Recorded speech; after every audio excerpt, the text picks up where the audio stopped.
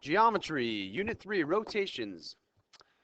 This chapter is all about transformations, and this specific video is on rotations, but we'll also have a video on reflections and translations, and a lot of these are constructions. Not everything's constructions, but a lot of the concepts we're trying to get across, we're going to use constructions. So you're going to need your compass and your straight edge to do these constructions, of course. Now, first, just a little recap on something you probably know, but in case you don't, there's a difference between clockwise and counterclockwise. And when I say rotate something clockwise, I mean rotate it like this, the way the hands move around a clock. And if I say rotate it 90 degrees counterclockwise, then we're going opposite that direction. You would think that probably doesn't need to be said at this point, but it's worth saying anyways. So, first thing we're asked to do here is determine the angle of rotation. You're never actually going to have to do this on a test because you're not allowed to use a protractor on a test. But I wanted to show you how to do this anyways because it is a good way to at least check your work. If you're asked to rotate something, or I don't know, you're bisecting an angle and you want to know if it's really cut in half. So the way to really do this is to, it's helpful to have a highlighter. If you don't, even your pen will work, but I'm going to use a highlighter. Highlight two corresponding sides. And I call them corresponding sides because these are the same figure, one's just rotated. And the dotted line is the rotated figure. We call that the image. The solid line is the pre-image. That was a figure, and that was the one we rotated this way. But highlight a corresponding side. For example, AD here and A prime D prime. And so what I see is basically that rotated onto that. And if I highlight those or trace them with a pen, and then put the center of the protractor at the vertex of the angle they create, and then you measure the angle. And so what I want to do is I want to align the bottom of the protractor with one of the lines that form the angle, and then see where the other one crosses. And so this one looks like it's about 75 degrees. Yeah, I can actually do this here, and it is about between 75 76 degrees. So the answer here would be 75 degrees.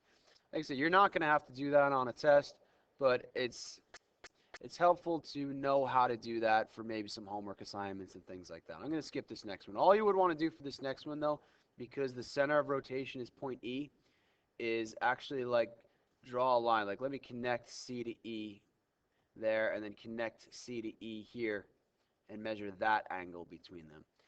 So you want to make sure that the lines are connected. The vertex is the point of rotation that these figures are being rotated about. So if not, then you will have to draw new lines, like in this case. Okay, how do we determine the center of rotation? All right, so this is a construction. And the way we do this is by a couple of perpendicular bisectors. So we're going to do two perpendicular bisectors. Where they intersect, that's going to tell us the center of rotation. So first thing is draw a line connecting a couple of corresponding points, like C to C prime. And I want to do the perpendicular bisector of that connection right there. And if you remember from our construction chapter, that is, go a little bit more than halfway, draw yourself an arc, flip it around, same thing from the other end,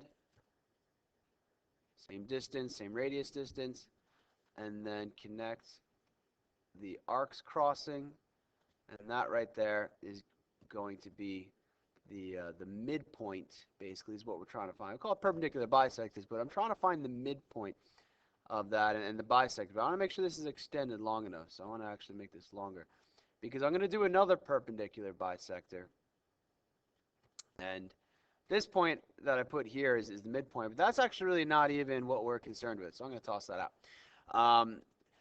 What I want to do now is another perpendicular bisector, and where the bisectors cross, that's my point of rotation.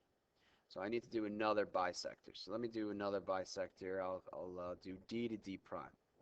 So D to D prime, connect those, and then do the perpendicular bisector of that line. So over here, extend that. Arcs. Of course, it's going to get a little messy. You're going to have things on top of each other. That's okay. Multiple colors is very helpful here. And all right, so that's that. And then I can draw this line here. Now, usually I would stop there because I just want to find the midpoint, but I want to go further because what I'm really interested in is where the bisectors intersect. So like this first one here, this is the, let me draw this in a different color just to emphasize that this red is the perpendicular bisector of CC prime, and that gave me a midpoint and a bisect and so on. But this is, I'm going to put it in green, that is the bisector of DD prime, those corresponding points where the bisectors cross. Let's go with blue since we haven't used a lot of blue yet. Where the bisectors cross, that is the center of rotation. And a lot of the time these problems will say, you know, label it with, you know, a capital R or something like that. We use capital R as our notation for rotation.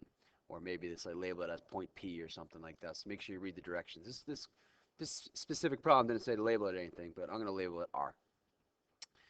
All right, and so rotating clockwise around their centers, determine the minimum number of degrees that would rotate each image onto itself. All right, so what we're saying here is, and I'm going to highlight this just so I have the property of rotation. And if I take this figure here, and I'm going to rotate it about its center.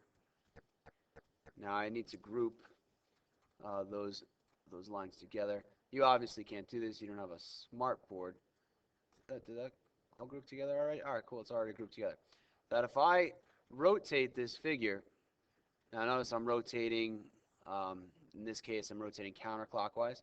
If I rotate it 90 degrees, does it fall on itself? And it would look probably more like that if it were rotated perfectly about the center. The answer is no. If I rotate it 180 degrees, does it fall on itself? The answer is no. But if I rotate it 120 degrees, which would be about there, it does fall on itself. Now, how did I know 120 degrees? The easy way to do that is to think about it as inscribed in a circle. Let's see if this is truly the center. Not really, but close enough. Let's pretend this is inscribed in a circle. Yeah, about there. Now, we know a circle has 360 degrees in it. So this is not a construction question. But we notice that a circle has 360 degrees. That circle is divided up into how many sections now? This section, whoops, sorry about that. This section, and this section. And they have to all be equal because this is an equilateral triangle. Now, if this wasn't an equilateral triangle, then this problem wouldn't really work. But for these cases, these are always going to be what we call regular polygons. All the sides are going to be equal in length. So this is an equilateral. And that means that the 360 of the circle divided by 3 means that there's 120 degrees in each section of arc. And so this is 120 degrees. That would rotate me from this point to that point. Another 120 for a total of 240. And then another 120, which would bring me up to 360, would get me back there. Here we just want the minimum number, so the answer for this question is 120. For a pentagon, again, you can think of it as inscribed in a circle for the reason why this works so well. A little smaller. The circle's a little too big. There we go.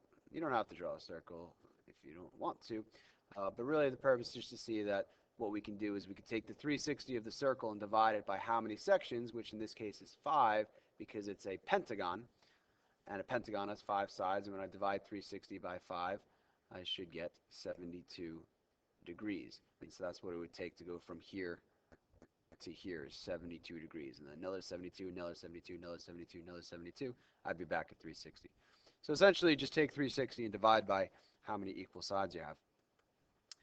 This last question, what we want to do is rotate the triangle. This says 60 degrees, but then this question over here says 180 degrees. I'm actually going to skip this question. Really, I'd rather do 180 degrees than 60 degrees. We're going to see something like this in class, and so I'd rather do this with you in class. Not that it's that difficult, but we're running late on the video, and it's probably not something you're going to see on a test, because the easy way to do it is with a protractor, and you're not supposed to use a protractor. But there is another way to do it, but we'll discuss that in class. So I'm going to skip this one and cut the video off here. So you saw how to the difference between clockwise, counterclockwise, how to measure an angle, how to find the center of rotation. This is really the key construction that you need to take away from this video, and it's basically just do a couple of perpendicular bisectors and where they cross. And then this is also important, how to determine how many degrees it would take to rotate a figure onto itself. This type of question we'll discuss later. All right, see ya.